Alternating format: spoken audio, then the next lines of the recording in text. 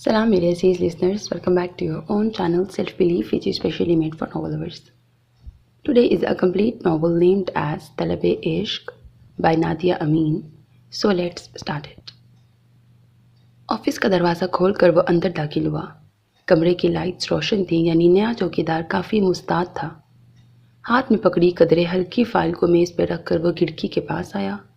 खिड़की के पट खोलकर वो वापस मेज़ की तरफ आया। बैठने से पहले फिर इरादी तौर पर उसने टेबल के लेफ्ट साइड पर रखे टेलीफोन सेट का रिसीवर उठाकर चेक किया था। टोन जारी थी। फ़ोन रखकर वो अपने सामने पड़ी फाइल उठाकर उस पर सरसरी निगाह डालने लगा। कुछ देर बाद उसे टेबल पे पटक कर चेयर की पुश्त से टेक लगाकर कुछ सोचने लगा। आज मिसिस करीम के केस की आखिरी तारीख थी। उसे यकीन था कि आज इस केस का फ़ैसला बहुत बेहतर और अच्छा होगा। उसे अपनी कामयाबी का 100% यकीन था। केस आम नोयत का था, मियाँ बीवी की जबकलिश और तलाक का मुतालबा। ऐसे कई केसेस वो जीत चुका था। वकालत के पेशे से बाकायदा मुंसलिक हुए उसे 3 साल ही हुए थे। उसके वालिद इलाके के एक नामी गरामी वकील थे। एक शोहरत याफ्ता वकील के बेटे होने की हैसियत से भी उसे खासी अहमियत हासिल थी। टेलीफोन की घंटी उसे ख़यालात की दुनिया से खींच निकाल लाई। हेलो, उस्मान से बात हो सकती है? उसकी मधुर आवाज़ उसके कानों में रस घोल चुकी थी। अब क्या है? अब किया है फ़ोन? मैं सुबह से इंतज़ार कर रहा था। अनम यार, कभी कभी तुम हद से ज़्यादा सेल्फिश हो जाती हो। मुझे भी फ़ोन करने से मना करती हो और ख़ुद भी कई कई दिन तक गायब रहती हो। व्हाट इज़ दिस यार? वो पिछले 3 दिन से उसकी कॉल का इंतज़ार करता रहा था। इस कदर तवील इंतज़ार ने उसे अच्छा खासा बदमज़ा कर दिया था। मुझे तुमसे ज़रूरी बात करनी है। क्या तुम ग्रीन हिल रेस्टोरेंट आ सकते हो? उसके हल्के बुल्के लहजे और शगुफ्ता अंदाज के जवाब में वो उतनी ही संजीदगी से बोली थी। उसके हाथ से ज़्यादा संजीदा लहजे ने उसे भी संजीदा कर दिया। कोई ख़ास बात है? नहीं, ज़रूरी बात है। एक सर्द आह भर कर उसने जवाबन कहा था। ठीक है, मैं 1-1:30 बजे तक आ रहा हूँ। उसकी बात के जवाब में उसने ये कहते हुए फ़ोन बंद कर दिया था। ठीक 1:30 बजे वो ऑफिस से निकला था और 1:45 बजे वो वहाँ पहुँच गया था। रेस्टोरेंट में इस वक्त लोगों की तादाद काफ़ी कम थी। वो उसे एक कोने वाली टेबल के पास बैठी नज़र आई तो वो उसकी जानिब बढ़ा। करीब जाकर सलाम करके वो चेयर खिसका के बैठा था। वो उसे बगौर देखने लगा। उसके चेहरे पर संजीदगी छाई हुई थी। इस वक्त उसका मूड हरगिज़ खुशगवार नहीं था, वरना वो हमेशा शगुफ्ता तरोताज़ा हशाश बशाश दिखाई देने वाली थी। आज मेरी चच्ची कराची आ रही हैं रिश्ते की बात करने। मैं तुमसे ये पूछने आई हूँ कि तुम्हारा क्या ख्याल है? क्या मैं हाँ कह दूँ? उसके अल्फाज में उसे अजीब सी काट महसूस हुई थी। वो चुभन जो बहुत तकलीफ़ दे रही थी। कुछ तामुल करके वो फिर से कहने लगी थी, तुम मुझे टरखा रहे हो या तुम हकीकतन इतने बेबस हो कि अपना फ़ैसला अपनी मर्ज़ी नहीं मनवा सकते? ये तुम जानते हो, क्योंकि इसका इल्म मुझे नहीं है। लेकिन इतना ज़रूर कहूँगी कि तुम्हारी ज़रा सी कमज़ोरी हम दोनों की जुदाई का बाइस बनेगी। मैं यहाँ तकरीर नहीं करूँगी, बस ये कहना था कि मैं हकीकतन तुमसे बहुत मोहब्बत करती हूँ। कभी कभी तो मुझे ख़ुद पर शदीद गुस्सा भी आता है कि आखिर मुझे ज़रूरत ही क्या थी कि मैं सुमेरा के साथ एक रॉन्ग कॉल पर तुमसे बात करने लगी अपने हाथों ही। मुझे मालूम है कि तुम्हारे और हमारे बीच तबकाती फ़र्क है, और जाने क्यों मुझे ये भी यकीन है कि तुम्हारे वालिदैन नहीं मानेंगे, कभी भी नहीं। उसने नज़रें झुकाकर बहुत दुख भरी आवाज़ में कहा था। कुछ लम्हों की खामोशी बरकरार रखने के बाद वो एक बार फिर बोझल लहजे में बोली, तुम पर क्या बीत रही है मुझे नहीं मालूम, मुझ पर क्या बीत रही है ये तुम्हें नहीं मालूम। उसकी आवाज़ भीगने लगी थी। उसके खामोश होने पर वहाँ एक सकूत सा छाया था। कुछ देर बाद उसने उसे रोते देखा। तुम्हें लगता है कि तुम्हारे बिना मैं खुश रह पाऊँगा? कुछ पल बाद उसे उसकी गंभीर आवाज़ सुनाई दी। क्या तुम्हें लगता है कि तुम्हारे लिए मैं नहीं लड़ा या मैं तुम्हें छोड़ दूँगा? मैंने तुम्हारे साथ कोई मजाक नहीं किया है, मोहब्बत की है। मोहब्बत लिबास नहीं है कि जिसे बदल दिया जाए। मोहब्बत दिल करता है, और दिल कभी भी इंसान के इख्तियार में नहीं होता। अगर इस पे किसी का इख्तियार होता है तो महबूब का। उसके यही अल्फाज, उसके यही जुमले उसका हौसला बढ़ा देते थे, उसके इज़्तिराब को ख़त्म कर देते थे। अल्फाज से ही तो स्याहियाँ फैलती हैं। الفاظ سے ہی تو گھر اجڑتے ہیں، الفاظ سے ہی تو خون ہوتے ہیں، الفاظ سے ہی تو جنت دوزخ ہوتی ہے۔ ان لفظوں کے آگے انسان کتنا لاچار بے بس ہے، وہ بھی الفاظ پر مطمئن و شاداں ہو گئی۔ لفظوں ہی نے انہیں بے پناہ تکلیف دینی تھی، وہ یہ نہیں جانتے تھے۔ میں آج ہی پاپا سے بات کروں گا اور تمہیں اتنی فکر کرنے کی ضرورت نہیں ہے، میں ہوں نا، میرے اور تمہارے بیچ کوئی نہیں آئے گا، یہ میرا وعدہ ہے۔ اتنا بڑا دعویٰ کرنے والا اپنی تقدیر کے لکھے کو جانتا نہیں تھا، ورنہ وہ کبھی اس جملے کو ادا کرتا ہی نہ۔ پھر وہ اسے اطمینان دلانے لگا۔ بہت دیر بعد اس کا موڈ خوشگوار ہوا تھا، اسے مطمئن دیکھ کر وہ بھی مطمئن ہو گیا۔ ویٹر کو لنچ کا آرڈر دے کر وہ دونوں ہلکی پھلکی باتیں کرنے لگے تھے۔ اس کی کزن پشاور سے ان کے ہاں آئی تھی۔ وہ ایک آزاد خیال اور ہر پل خود میں محو رہنے والی تھی۔ ایک دن اس نے ایک رانگ کال ملائی، وہ بھی اس کے قریب بیٹھی تھی۔ کچھ دیر تک وہ کسی فہیم نامی شخص کا نام لے کر کئی جگہ فون کر کے لوگوں کو بیوقوف بنا چکی تھی۔ آخر میں اس نے جس جگہ فون ملایا تھا وہاں سے ایک نہایت خوبصورت گمبھیر مردانہ آواز سنائی دی تھی۔ جی آپ کو کس سے بات کرنی ہے؟ وہ جو ابھی کمپیوٹر پر کیس فائل پڑھ رہا تھا، اس کے قریب پڑے ٹیلی فون کی بیل پر اس نے فون ریسیو کیا۔ آپ سے؟ دوسری طرف جو کوئی بھی تھی، اس کی آواز، اس کا لہجہ بہت شاندار لگا تھا۔ جی کہیے۔ کی بورڈ پر سے انگلیاں ہٹاتے ہوئے وہ کچھ ریلیکس ہو کے کرسی کی پشت سے ٹیک لگا چکا تھا۔ کہنا تو آپ کو ہے، مجھے تو صرف سننا ہے، وہ کلکلائی تھی۔ ٹھیک ہے، کہہ دیتا ہوں، آئی لو یو۔ دوسری طرف سے یکدم فون رکھا جا چکا تھا۔ وہ ریسیور رکھ کر پھر سے کی بورڈ پر انگلیاں رکھے اپنا کام کرنے لگا تھا۔ اس طرح کے رانگ کالز پر دل لگی کرنے والی لڑکیاں اسے ہمیشہ سے بری لگتی تھی۔ اسے پتہ تھا کہ اس کے اس جواب کے بعد ہی اس نے فون رکھ دینا تھا، کیونکہ کئی کیسز میں اس کا یہ نسخہ کامیاب رہا تھا۔ جبکہ دوسری طرف صوبیہ کا چہرہ خفت سے سرخ پڑ چکا تھا۔ کئی پل تک تو وہ کچھ بول ہی نہیں پائی تھی۔ کیا ہوا؟ اس کی اڑی رنگت دیکھ کر اس نے فکرمند لہجے میں یکدم سے سوال کیا تھا کوئی بدتمیز؟ خواہ میں ایک کال ضائع کر دی۔ کچھ دیر بعد اس کی جان میں جان آئی تھی۔ بتاؤ نا، اس نے کیا کہا؟ وہ لجاجت امیز لہجے میں کہتی اسے سب بتانے پر اکسانے لگی۔ شرمندگی سے اس نے سب بتا دیا اور اس پر بے تحاشا وہ ہنسنے لگی تھی۔ چپ کرو، دانت مت نکالو، الو کی کھالا گئی کی۔ وہ اٹھ کر باہر چلی گئی تھی۔ اگلے دن اس کے جانے کے بعد وہ آفس سے آ کر کپڑے چینج کرتے ہی سو گئی تھی۔ اسے ملازمت کرتے 2 مہینے ہی ہوئے تھے۔ بی اے کے بعد اس نے ایک پرائیویٹ اسکول میں 3 مہینے جاب کی تھی، پھر وہاں کے پرنسپل کی سفارش پر اسے اس پرائیویٹ ادارے میں آپریٹر کی جاب ملی تھی۔ پرنسپل ان کے رشتہ دار تھے۔ اس جاب سے وہ بہت مطمئن تھی کہ اس کی تنخواہ کافی پرکشش تھی۔ کچھ گھنٹے کی نیند سے طبیعت کافی بہتر محسوس ہوتی تھی۔ یہ اس کی روٹین تھی۔ نیند نہ لینے پر وہ برسوں کی بیمار دکھائی دیتی تھی۔ شام کو اسے اس کی ماں نے بیدار کر دیا تھا، یہ کہہ کر کہ اسے اس کے چچا کے گھر جانا ہے۔ وہ گھر کا خیال رکھے۔ ثنا اس کی بہن پڑوس میں ٹیوشن کے لیے اس وقت جایا کرتی تھی۔ بھائی باہر کھیلنے کے لیے نکل پڑے۔ چھوٹی بہنیں یا تو ہوم ورک کرتی یا پھر ٹی وی دیکھتی رہتی۔ وہ اٹھی تو سوہا چائے بنا چکی تھی۔ وہ اسے چائے لانے کا کہہ کر خود منہ ہاتھ دھونے باتھ روم گھس گئی۔ وہ باتھ روم سے نکلی تو سوہا چائے لے کر حاضر تھی۔ اپی، آج مجھے اسکول کا ہیڈ گرل بنایا گیا ہے، وہ کپ اسے تھماتے خوشی خوشی بتانے لگی۔ اچھا، یہ تو بڑی خوشی کی بات ہے۔ اس نے حقیقتاً اسے سراہا تھا، اور حقیقت تھی بھی یہ، اس کے سب بہن بھائیوں میں وہ بہت ذہین تھی۔ وہ ہمیشہ فرسٹ آتی رہی تھی۔ پورے اسکول میں ٹاپ کرنے والی وہ اسکول کے ہر فنکشن میں نمایاں رہتی تھی۔ وہ اس پر حقیقتاً فخر کرتی تھی۔ اسے خوشخبری سنا کر فضا کے پکارنے پر وہ اس کے پاس گئی تھی، جبکہ وہ باہر صحن میں پڑی کرسی کھینچ کے اس پہ بیٹھ گئی۔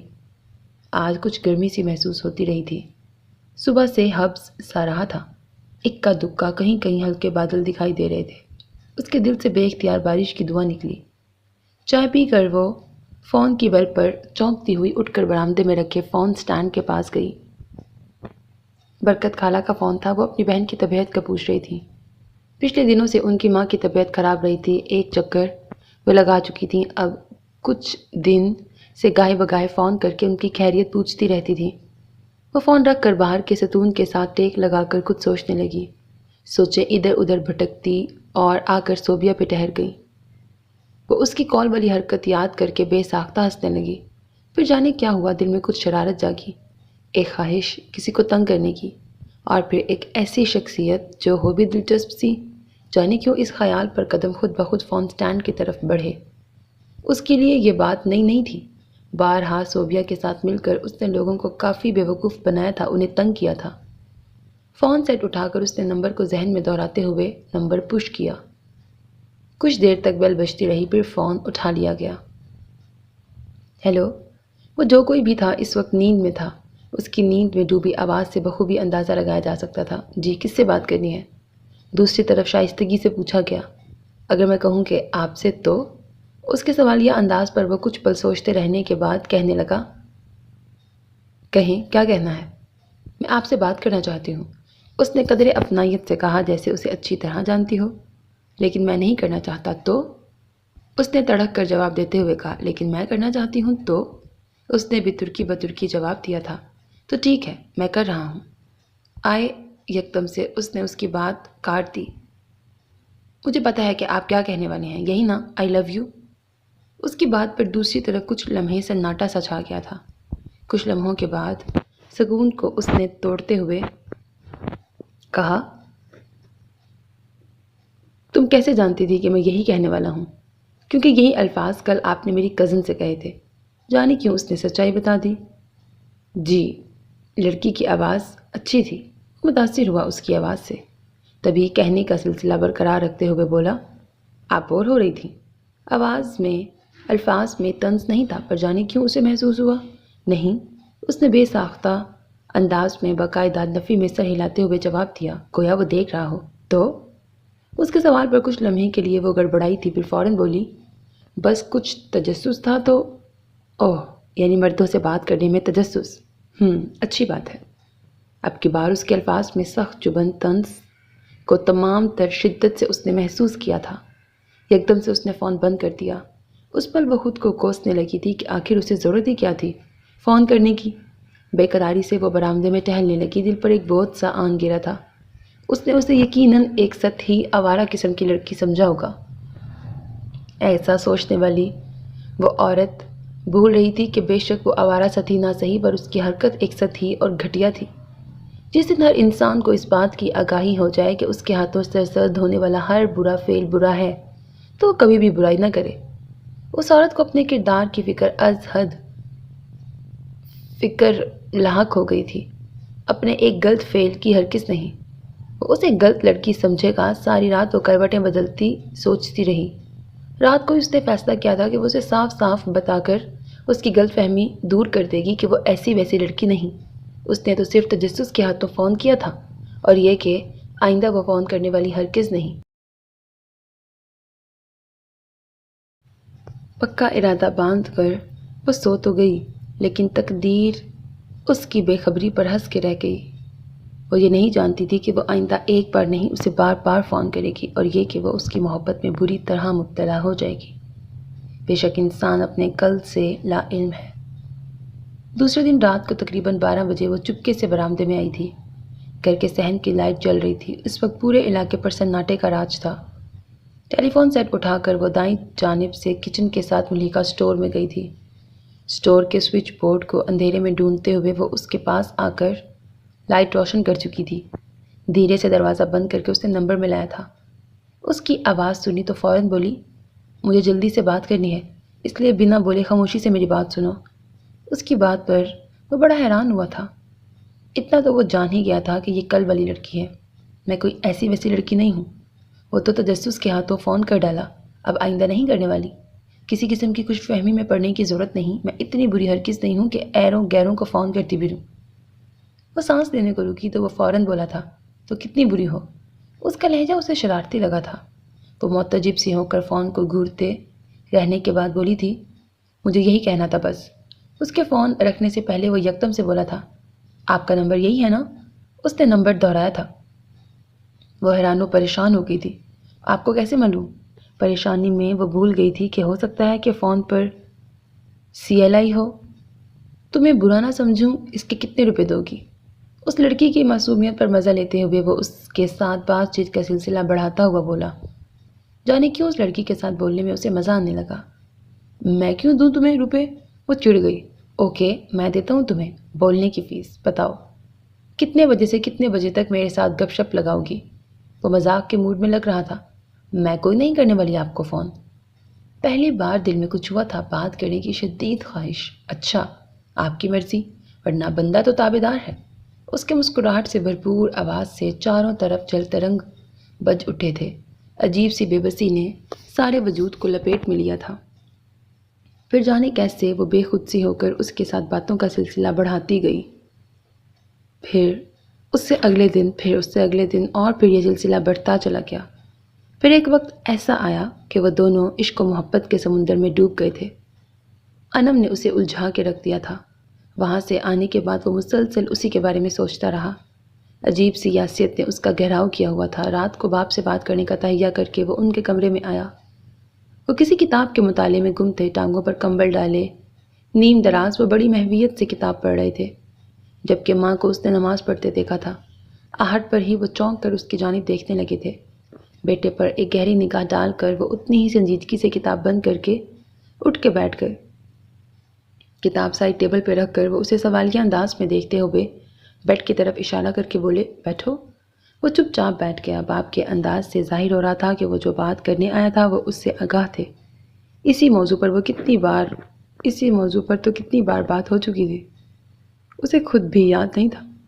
آج وہ پھر اپنی قسمت آزمانے آیا تھا۔ آج پھر ایک لا حاصل بحث کی خاطر وہ باپ کا سامنا کرنے پر مجبور تھا۔ مجبوری ایک وبا ہے جو انسان کو مڑوڑ کر جھکنے پر مجبور کر دیتی ہے۔ اس انسان کو جس میں بے پناہ غیرت ہو، چاہے انا ہو، چاہے غرور ہو، چاہے فخر ہو، انسان ریزہ ریزہ ہو کر ٹوٹ پھوٹ کر مجبوری کا اعلیٰ نمونہ بن کر دوسرے انسان کے قدموں کی خاک تک بننے کو تیار ہو جاتا ہے۔ مجبوری کے وبا کا شکار آج کل وہ بھی ہو گیا تھا، حالانکہ آج سے پہلے وہ کبھی بھی اس وبائی مرض کا شکار نہیں ہوا تھا۔ کچھ پل تو دونوں کے درمیان ایک گہری خاموشی رائج رہی تھی۔ کچھ لمحوں بعد اس نے سر اٹھا کر کونے میں نماز پڑھتی ماں کو دیکھا تھا، پھر نظریں جھکا کر دونوں گھٹنوں پر اپنے بازو رکھے وہ کچھ دیر سوچتا رہا تھا۔ کیا بات ہے؟ اسے باپ کی آواز سنائی دی۔ یہ ایک رسمی جملہ تھا جو انہوں نے ادا کیا۔ الفاظ اندر ہی اندر گھٹ رہے تھے۔ جانے کیوں اپنی ہار کا یقین ہو رہا تھا اسے۔ کیا کہنے آئے ہو؟ اب کی بار بھی اسے اس کے باپ نے مخاطب کیا تھا۔ ایک سرسری نگاہ اس پہ ڈال کر اس نے گمبھیر آواز میں اپنی چپ توڑی تھی۔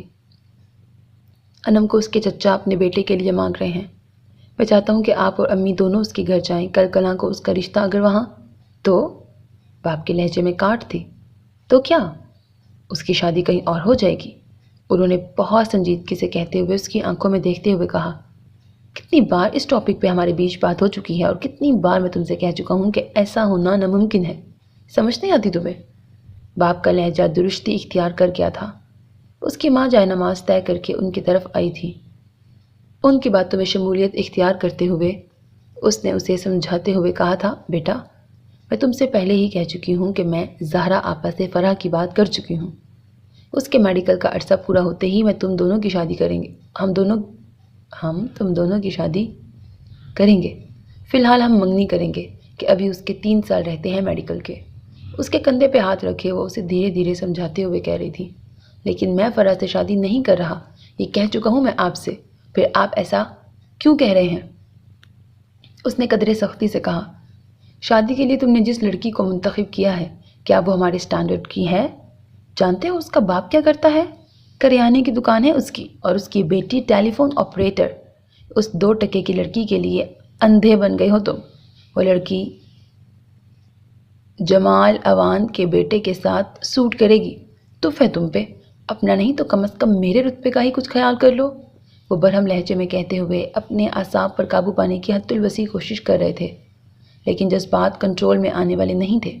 اس کی ماں کچھ خوف زدہ ہو گئی تھی۔ وہ اپنے شوہر کو نرمی اختیار کرنے کا کہنے لگی، کیا سٹینڈرڈ ہے ہمارا؟ آپ ایک کلرک کے بیٹے تھے، آپ ایک مڈل کلاس فیملی سے اپر کلاس میں آئے ہیں۔ مڈل کلاس ہونا عیب نہیں۔ اگر ان کا سٹینڈرڈ ہائی نہیں ہے تو اسے ہائی سٹینڈرڈ آپ کا بیٹا دلائے گا، اسے بیوی بنا کر۔ اسٹینڈرڈز کی راہ سے اتر آئیں آپ، انسانیت کی راہ کچھ زیادہ بہتر ہے اس سے۔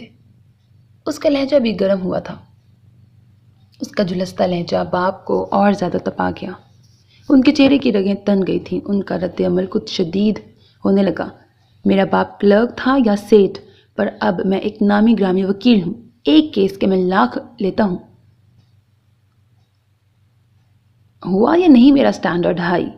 وہ غصے سے چلائے۔ وہ خاموش رہا۔ اس پر اس کی نظریں جھک گئی تھیں اور وہ اس طرح بھی انداز میں ادھر ادھر دیکھنے لگا۔ وہ باپ پر نظر ڈالنے سے اعتراض کرنے لگا۔ اس نے جھکی نظروں سمیت محسوس کیا اس کا باپ اسے شعلہ بار نگاہوں سے گھور رہا تھا۔ کچھ دیر بعد اس نے ایک بار پھر اس کی غصیلی سرد آواز سنی تھی۔ آخری دفعہ بحث ہو رہی ہے اس بات پر کہ تمہاری شادی اس لڑکی سے ہرگز نہیں ہو رہی۔ آئندہ مجھ سے اس ٹاپک پہ بات مت کرنا۔ اگر ایک بھی لفظ کہا تم نے تو میں یہ گھر چھوڑ کے چلا جاؤں گا۔ اگر تم میں ذرا بھی غیرت ہو تو یہ نوبت نہ آنے دینا۔ لوگ ہنسیں گے تم پر۔ اب جاؤ یہاں سے۔ ان کے دو ٹوک لہجے اور قطعی انداز پر وہ اٹھ گیا تھا، لیکن وہ ہمت ہرگز نہیں ہارنے والا تھا۔ اس کی ماں اس معاملے میں اپنے شوہر کی ڈھارس تھی۔ اپنے اکلوتے بیٹے کی اس گھٹیا خواہش کو پورا کرنا ان کے اختیار میں نہیں تھا، یعنی وہ بھی مجبور تھے۔ معاشرتی نسل بندی، دولت بندی، گروہ بندی کے ہاتھوں وہ مجبور لوگ ایک دوسرے کی مجبوریوں کو سمجھنے کی اہلیت نہیں رکھتے تھے۔ اپنے کمرے میں آ کر وہ بیڈ پر اوندھا لیٹ گیا تھا۔ اس کا باپ کیوں ضد پہ اڑا ہوا تھا؟ کیوں نہیں وہ اس کی بات مان رہا تھا؟ کیوں وہ اس کا دل دکھانا چاہتا تھا؟ ایسا سوچتے ہوئے اس نے یہ نہیں سوچا تھا کہ وہ بھی ماں باپ کا دل دکھا رہا تھا۔ جب بندہ خود غرضی کی انتہا پہ کھڑا ہو جائے تو وہاں صرف میں دکھتا ہے، تم آپ کہیں گم ہو جاتے ہیں، صرف میں کی سوچو فکر حاوی ہو جاتی ہے۔ اس پر بھی یہی سوچ حاوی ہو گئی تھی، لیکن وہ مایوس نہیں ہوا تھا۔ وہ آخری لمحے تک مایوس نہیں ہونا چاہتا تھا۔ اپنی محبت کے لیے وہ جی جان سے لڑنا چاہتا تھا اور وہ لڑنے لگا تھا۔ تم آفس کیوں نہیں آ رہے؟ صبح اسے ناشتے کی ٹیبل پر غیر موجود پا کر جمال بذات خود اس سے بات کرنے آئے تھے۔ آج اسے آفس سے غیر حاضری کا تیسرا دن تھا۔ اسے بستر پہ لیٹے کتاب پڑھتے دیکھ کر انہوں نے سوال کیا۔ باپ کو اپنے کمرے میں دیکھ کر وہ پہلے ہی کتاب بند کر کے سیدھا ہو بیٹھا۔ طبیعت ٹھیک نہیں ہے میری، اس نے بیزار لہجے میں جواباً کہا۔ تمہاری طبیعت کا تعلق انم سے تو نہیں؟ پھر توقف کر کے پھر سے گویا ہوئے، تیار ہو کے آفس آؤ۔ گھڑی پہ ایک نگاہ ڈال کر وہ مزید بولے، اگلے آدھے گھنٹے میں میں تمہیں آفس میں دیکھوں۔ جاتے جاتے ایک سرد نگاہ اس پہ ڈال کر وہ کمرے سے چلے گئے۔ ایک گہرا ٹھنڈا سانس لے کے وہ ایک بار پھر کتاب کھول کے پڑھنے لگا۔ کچھ دیر بعد بیزاری سے کتاب بند کر کے سوچتا الجھتا بالآخر وہ تیار ہونے کے لیے اٹھ گیا۔ انم کا رشتہ اس کے خاندان میں طے کر کے 1 مہینے کے اندر شادی کی تاریخ رکھی گئی تھی۔ اسے جب پتہ چلا تو وہ بہت بھڑکا۔ اس نے اپنا سارا غصہ انم پر نکالا۔ وہ بھی اتنی ہی بے بس تھی جتنا کہ وہ۔ عثمان، میرے ماں باپ اب ساری زندگی تو مجھے اس آس پر گھر بٹھانے سے رہے، اور پھر تم کب تک خود کو لاچار مجبور ظاہر کر کے مجھے آس و امید کی کشتی پہ بٹھائے بیچ سمندر پانی کے سہارے رہنے دو گے؟ تمہاری محبت سے زیادہ اہم ماں باپ کی لاج ہے جو میں نہیں توڑوں گی۔ اس کے خاموش ہوتے ہی وہ دل گرفتہ اور سنجیدہ سی آواز میں بولا، تم نے کہا تھا کہ تم میرے بنا نہیں رہ سکتی۔ ہاں کہا تھا، اور یہ اب بھی کہہ رہی ہوں کہ میں تمہارے بنا نہیں رہ سکتی، لیکن مجھے رہنا پڑے گا، اور ایسا کرنے پر مجھے تم مجبور کر رہے ہو، تمہاری بزدلی مجبور کر رہی ہے۔ وہ خاموش سا اس کی لان تان سن رہا تھا۔ وہ درست کہہ رہی تھی، وہ بھی درست کہتا تھا۔ غلط کون تھا؟ اس کا باپ یا اس کی قسمت کی ستم ظریفی تھی کہ ان دونوں کے ستارے ملا ہی نہیں پائی تھی؟ وہ سامنے بیٹھی لڑکی کو کوئی دوش نہیں دے رہا تھا۔ وہ غلط نہیں تھی، قصور اس کا نہیں تھا، اس لیے اس کی محبت اب بھی اسی شدت سے وہ اپنے دل میں محسوس کر رہا تھا۔ اس نے اپنے دل پہ ہاتھ رکھ کر اپنی دھڑکن کو سنا تھا۔ وہاں انم انم کی تکرار تھی، یعنی انم دل کے گوشے میں محفوظ تھی۔ وہ قدرے مطمئن ہو گیا تھا۔ اطمینان کی ایک ٹھنڈی میٹھی لہر پورے جسم میں دوڑ گئی۔ پارک کے پرسکون گوشے میں وہ وہاں بیٹھے تھے۔ سورج کی تمازت اتنی گرم نہیں تھی جتنا اس پل اسے جھلسا رہی تھی۔ وہ کچھ کھسک کر سائے میں ہو گیا۔ مارچ کا مہینہ تھا، بجائے بہار کے موسم خزاں لگ رہا تھا۔ نزدیک پھولوں کے پودوں کی قطاریں تھیں۔ ان پھولوں سے پھوٹتی خوشبو بجائے دل کو راحت دینے کے ایک عجیب بے چینی درد میں مبتلا کر رہی تھی۔ ارد گرد کے سارے حسن کو اس لڑکی کے آنسو پھیکا کر رہے تھے۔ سرسبز گھاس پر نیم دراز ہو کر اس نے دونوں ہتھیلیاں زمین پر ٹکائی تھیں اور اسے یوں ہی روتا دیکھ رہا تھا۔ وہ رو رہی تھی، لڑکی تھی نا، فوراً آنسو آنکھوں میں سمیٹ کر بہانے لگی تھی۔ کتنی خوش قسمت تھی کہ رو سکتی تھی، وہ سوچ رہا تھا۔ عورت بڑی بیچاری ہوتی ہے۔ وہ بڑی متاسفانہ نظروں سے اسے دیکھ رہا تھا، جبکہ دوسری طرف بیٹھی لڑکی اس کے تاثرات سے، اس کے احساسات سے انجان، اسے ایک بزدل بے حس ڈھیٹ انسان گردانتے ہوئے اٹھ گئی۔ میں جا رہی ہوں، پر اتنا تمہیں بتا دوں کہ میں تمہاری بزدلی اور بے حسی کو کبھی نہیں بھولوں گی۔ اس پر ایک سپاٹ نگاہ ڈال کر وہ نمناک اور رندی آواز میں کہتی، بڑے بڑے قدم اٹھاتی چل پڑی۔ اس وقت اس کی نظریں زمین پر پڑنے والے اس کے قدموں کے نشانات پر جمی زمین کی خوش قسمتی پر رشک کر رہی تھی۔ وہ آفس نہیں جا رہا تھا، اس کا باپ اس کا سارا غصہ اپنی بیوی پر نکال رہا تھا۔ اور بگاڑو اسے تم نے سر پہ چڑھایا ہے، سوگ منا رہا ہے، اس کی شادی کہیں اور کیا ہو گئی، اس کے ماتم سوگ ہی ختم نہیں ہو رہے۔ اسے کہو آج آفس آئے، ورنہ تو… وہ اور بھی بہت کچھ کہتے رہے تھے، ساتھ ہی ماں کی التجائیں اور تسلیوں بھرے الفاظ بھی اسے اپنے کمرے میں بخوبی سنائی دے رہے تھے۔ اس وقت وہ دونوں ہال میں تھے، وہ بستر پر لیٹا باپ کی بے حسی اور ان کے برہم رویے پر سوچ رہا تھا۔ لوگ کتنے ظالم ہیں کہ جس جسم کو چھید رہے ہوں چاہتے ہیں کہ زبان سے وہ آہ بھی نہ نکالے۔ اتنے صفا کیوں ہوتے ہیں وہ؟ میرا باپ مجھے کھل کر ماتم کیوں نہیں منانے دیتا؟ سوگ کیوں نہ مناؤں؟ جنازہ اٹھنے کے بعد تو سوگ منایا ہی جاتا ہے۔ ٹھیک ہے، میں سوگ نہیں مناؤں گا اگر وہ مجھے انم جیسی انم لا کر دے دیں۔ یکدم سے وہ بستر سے اتر گیا تھا۔ سائڈ ٹیبل پہ پڑا گلاس اٹھا کر اس نے دیوار پہ پٹک دیا تھا۔ کانچ ادھر ادھر بکھر گئے تھے۔ کانچ پر بغیر نظر ڈالے وہ باتھ روم جا کر کپڑے بدلتے ہوئے مسلسل غصے میں بھڑکتا اپنے ساتھ ہونے والی زیادتی پر برہم ہوتا رہا تھا۔ بخاری تمہارے پاس کیس لایا اور تم نے لینے سے انکار کر دیا، کیوں؟ رات کھانے کی ٹیبل پر اس کے باپ نے اس موضوع کو چھیڑا۔ کیس پیچیدہ تھا۔ ہاٹ پاٹ سے گرم روٹی نکال کر بنا اسے دیکھے اس نے اتنی ہی سنجیدگی سے جواب دیا۔ اس نے خود باپ کی گرم نظروں کو محسوس کیا جسے وہ نظر انداز کر رہا تھا۔ ایسا ہی ایک کیس تم پہلے بھی کر چکے ہو اور جیت چکے ہو۔ وہ کھانے سے ہاتھ روک چکا تھا۔ اس کی بات کو اہمیت نہ دیتے ہوئے وہ یکدم سے بولا، وہ مجھے پیچیدہ نہیں لگا اور یہ لگ رہا ہے۔ نوالا منہ میں ڈالتے ہوئے اب کی بار وہ باپ کو دیکھنے پر مجبور تھا۔ کیا پیچیدگی ہے اس میں؟ اب کی بار باپ کے لہجے میں اس نے طنز کی گہری آمیزش محسوس کی تھی۔ آپ کے لیے نہیں ہوگی پر میرے لیے تھی۔ اس نے اس کی بات کو ذرا بھر اہمیت نہیں دی۔ وضاحت کرو گے؟ اس نے نوٹ کیا تھا اس کا باپ کھانے سے بالکل غافل ہو چکا تھا اور اس کی ماں پریشان چہرہ لیے کبھی اسے دیکھ رہی تھی تو کبھی اپنے شوہر کو۔ ضروری نہیں جو چیز آپ کو درست لگے وہ مجھے بھی درست لگے۔ جس طرح آپ کو میرا کوئی ایک عمل برا لگ سکتا ہے، اسی طرح مجھے بھی آپ کی درست سوچ سے اختلاف ہو سکتا ہے۔ جمال عوان کے چہرے پر شکنیں ابھرتے ہی اماں یکدم سے بول پڑی تھی، یہ تم دونوں نے کھانے پر کیا فضول ٹاپک چھیڑا ہے؟ اب اس فضول کی بات چیت کو ختم کر ڈالو۔ ان کی بات کے جواب میں جمال خاموش رہے۔ کرسی کھسکا کر وہ اٹھ گئے۔ جاتے جاتے انہوں نے اپنے بیٹے کے جھکے سر اور مصروف انداز پر کافی برہم نگاہ ڈالی تھی۔ ان کے جاتے ہی کلثوم اس کی جانب متوجہ ہوئی۔ یہ کباب لو، میں نے تمہارے لیے خود تیار کیے ہیں۔ کباب اٹھا کر وہ بے دلی سے کھانے لگا، جبکہ پاس بیٹھی ماں کھانا چھوڑے گہری سوچ میں پڑ گئی۔ اللہ نے ایک ہی اولاد دی تھی جو اسے جان سے بھی زیادہ عزیز تھی، لیکن اس جان سے زیادہ عزیز اولاد کی کچھ خواہشات اسے بالکل بھی عزیز نہیں تھیں۔ وہ آفس جانے لگا، یہ اور بات کہ اب وہ بہت تنہا اور اکیلا ہو گیا تھا۔ اداسیوں کے جھرمٹ میں گزرتے دن رات دن بدن اس کی اداسی میں اضافہ کر رہے تھے۔ انم کی یاد اب بھی دل میں موجود تھی کیونکہ وہ بے وفا نہیں تھی۔ بے وفا وہ خود کو بھی نہیں سمجھتا تھا، پھر بے وفائی کہاں تھی؟ دنیا کے ہر مجبور بے کس محبوبہ پر بے وفائی کا لیبل کیوں لگا دیا جاتا ہے؟ حالانکہ وہ بے وفا نہیں ہوتے، مجبور ہوتے ہیں۔ وہ دن بھر یہی سوچتا رہا تھا۔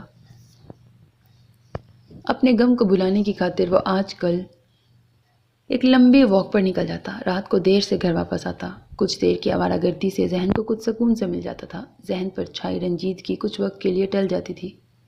رات کھانا کھاتے ہی وہ گھر سے نکلا تھا۔ رات کے وقت شفاف سڑک کے کنارے اپنی سوچوں میں مگن وہ چلا جا رہا تھا۔ اس وقت موسم بہار کی تازہ دھیمی ہوا چل رہی تھی، کہیں کہیں پھولوں کی حسین مہک ہوا میں شامل ہو کر فضا کو معطر کر رہی تھی۔ دل فریب موسم کے دل فریب نظارے صرف وہی شخص محسوس کر سکتا ہے جس کا دل کسی غم کی پرچائی سے یا دکھ کی کسی کسک سے یا اداسی کی کسی کیفیت سے ناواقف ہو۔ اس وقت وہ حسین موسم کہہ کر خود کو بہلاوے دے رہا تھا۔ یوں ہی ٹہلتے ٹہلتے وہ کافی دور نکل آیا۔ نشیب و فراز کی حامل اس سڑک پر کبھی کبھار سانس پھول جاتی اور خود کو سنبھالنے میں کافی وقت صرف ہوتا تھا۔ شفاف سڑک پر چڑھائی چڑھنے کے دوران اس کی سانس کافی پھول چکی تھی۔ کچھ دیر کے لیے وہ سڑک کے کنارے موجود درخت کے ساتھ ٹیک لگا کے کھڑا ہو گیا۔ گہرا گہرا سانس لے کے وہ خود کو تازہ دم کرنے کی کوشش کرنے لگا۔ کافی عرصے بعد وہ واک کے لیے نکلا تھا۔ سانسوں کا پھول جانا یقینی تھا۔ وہ گھر سے 10 منٹ کی واکنگ ڈسٹنس پر واقع پارک میں جاگنگ کرنے جایا کرتا تھا، پر یہ سب کچھ عرصے سے چھوٹ چکا تھا۔ کچھ دیر بعد جب وہ اپنی کیفیت پر قابو پا چکا تو پھر سے چل پڑا۔ چڑھائی چڑھ کر مڑنے کے بعد وہ ایک دوسری ذیلی سڑک پہ آیا تھا۔ سیکٹر 8 کے بورڈ پر ایک سرسری نگاہ ڈال کر وہ آگے بڑھتا گیا تھا۔ اس وقت تمام گھروں میں لائٹس روشن تھیں۔ بے اختیارانہ اس کی نگاہ ایک گھر کی کھلی کھڑکی پر پڑی تھی جس کا رخ سڑک کی جانب تھا، جہاں موجود بندہ کتاب ہاتھ میں لیے کمرے میں ٹہلتا نظر آیا تھا۔ ساتھ ہی کھڑکی سے انگریزی نمبر بھی بجتا سنائی دیا تھا۔ وہ مسکرا کر سر ہلاتا اس گھر کو کراس کر چکا۔ کچھ آگے جا کر کچھ شاپس تھیں، ایک بڑا جنرل سٹور، کمپیوٹر اکیڈمی، کافی، آئس کریم بار۔ وہ سٹور کی جانب بڑھا، اپنے لیے چپس کا پیکٹ خرید کر وہ باہر نکلا۔ پھر ایک لمبا چکر کاٹ کر وہ پارک کے گیٹ تک پہنچا۔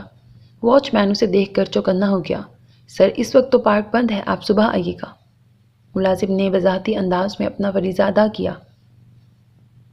ہاں، پتہ ہے کہ پارک بند ہے۔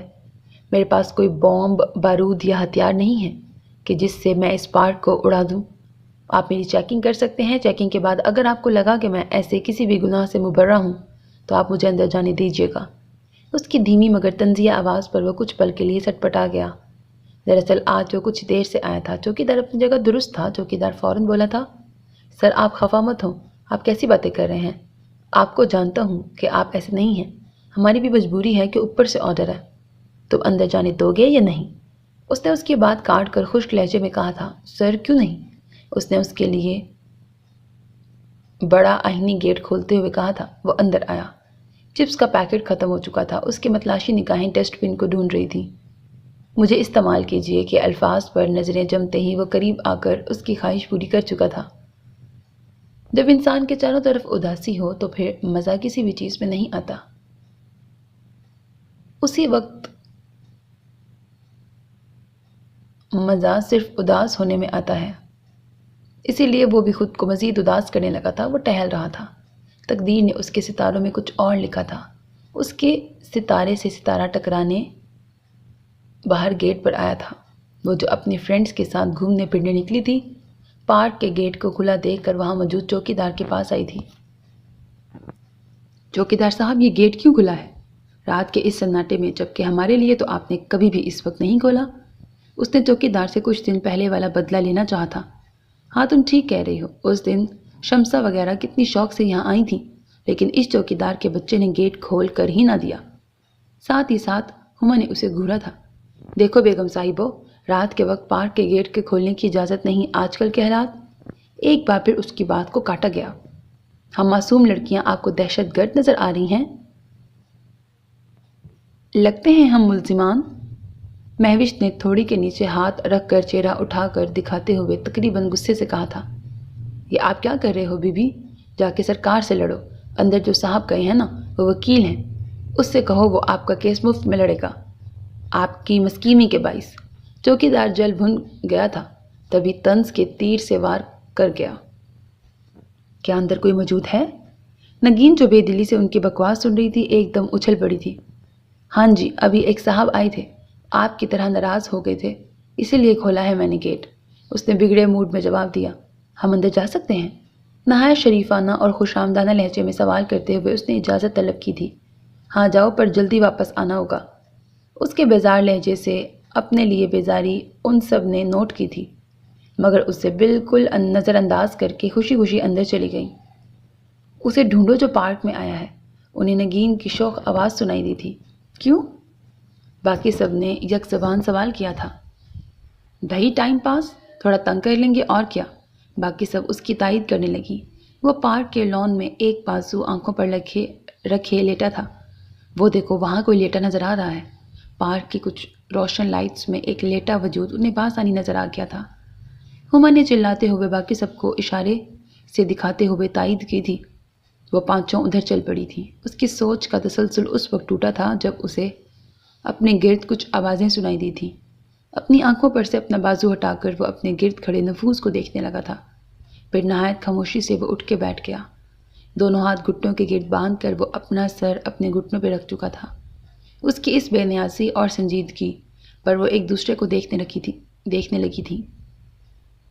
بلیو می، ہم اتنے برے ہرگز نہیں ہیں، ایک آواز اس کے پاس سے ابھری تھی۔ اور کیا ہم اتنے اچھے ہیں کہ ہمیں خود نہیں پتا کہ ہم کتنے اچھے ہیں؟ ایک اور شوق و شنگ کھلکھلاتی آواز سنائی دی تھی۔ سنو، ہم کڈنیپر بھی نہیں ہیں، ایک اور آواز کان میں پڑی تھی۔ ان زندگی سے بھرپور آوازوں کو اس مرد کے غم کی شدت کا اندازہ نہیں تھا، کیونکہ یہ غم صرف اس مرد کا تھا۔ وہ اس کے غم سے آشنا ہو بھی کیسے سکتی تھی؟ وہ سوچ رہا تھا، آپ کہیں شاعر تو نہیں؟ اکثر شاعر حضرات خود پر اداسی طاری کر کے شعر کہنے کی تیاری کرتے ہیں۔ اب کی بار دائیں جانب کھڑی زرد لباس میں ملبوس نگین نے بھی شرارت کی تھی۔ نہیں نہیں، یہ شاعر نہیں، یہ مصور ہوگا۔ دیکھنا ہی نہیں، رات کے اس نظارے کو کینوس پہ اتارنے کے لیے، بنفس نفیس پارک کا جائزہ لینے کے لیے اس وقت آیا ہے۔ ایک اور مذاق اڑاتی آواز۔ وہ گھٹنوں پر سے سر اٹھا کر اپنے ہاتھ کھول چکا تھا۔ اس سارے علاقے میں صرف میں ہی ہاتھ لگا آپ کے ہاتھ؟ اس سارے علاقے میں صرف میں ہی ہاتھ لگا آپ سب کے؟ پھر ان پر سنجیدہ نگاہ ڈالتے ہوئے وہ اٹھ گیا تھا۔ میں شاعر تو نہیں ہوں، پر آپ سب پر ایک دیوان لکھ سکتا ہوں، اور جہاں تک مصوری کی بات ہے تو ٹیڑھی مڑی شکلیں بھی بنا لیتا ہوں۔ اگر آپ سب چاہیں تو ابھی یہ کام کر سکتا ہوں۔ وہ سب فک چہرہ لیے ایک دوسرے کو دیکھنے لگی تھی۔ آخری بات نے انہیں ہلا دیا تھا۔ اپنی ٹیڑھی مڑی شکلیں دیکھنے کی سکت ان میں کبھی نہیں رہی تھی۔ یہ معاملہ ہمیشہ نازک رہا تھا۔ میں سنگر بھی ہوں، کبھی کبھار ایک آدھ گانا بھی گا لیتا ہوں، اگر کوئی برداشت کرنا چاہے تو۔ کچھ دیر کے لیے وہ خاموش ہو کر ان سب کی خاموش صورتوں کو تکنے لگا تھا۔ پھر کچھ پل بعد اسی انداز میں کہنے لگا، اب آپ بتائیے، آپ شعر سننا چاہیں گی یا تصویر بنانا چاہیں گی، یا یہ کہ گانا سننا چاہیں گی؟